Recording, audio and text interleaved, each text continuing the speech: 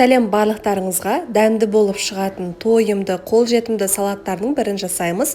Видеоны соңына дейін тамашалаңыздар. Ең алдымен бізге керегі піскен жұмыртқа, картоп, сәбіз, және де майонез, және де осындай консервадағы балық, тунец керек. Кез келген магазиндерде сатылады. Ең алдымен тарелкамызға мен осындай формада жинайтын боламын, бұл маңызды емес. Теркамыздың ең ұсақ бөлігінен өткізіп аламыз. Мен осылай видео түсіргендіктен ыңғайсыз болды. Сол үшін ең алдымен тарелкаға өткізіп алдым.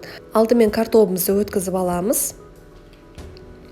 Одан соң ең бірінші картопымызды ең бірінші бетіне саламыз. Қасықтың көмегімен бір тегіс етіп туралап шығамыз.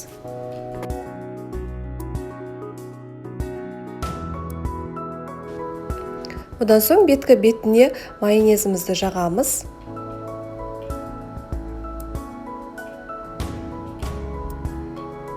Келесі теркадан сәбізімізді өткізіп аламыз.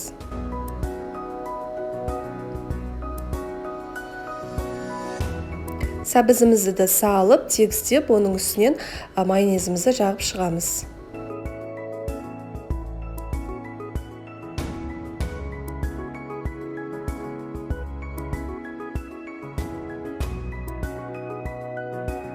Консервадағы балықты осындай өзінің суына шаңышқының көмегімен ұсақтап шығамыз.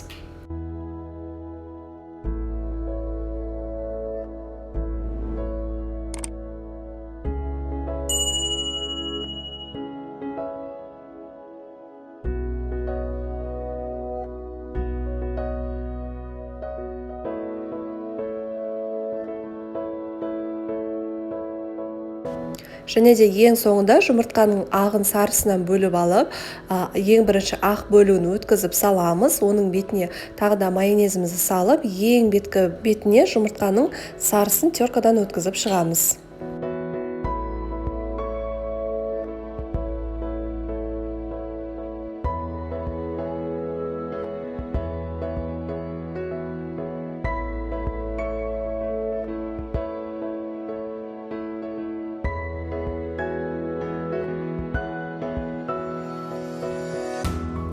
Қалауларынша салатты сәндеп шықсаңыздар болады. Мен осылай аскөктің көмегімен сәндеп шықтым.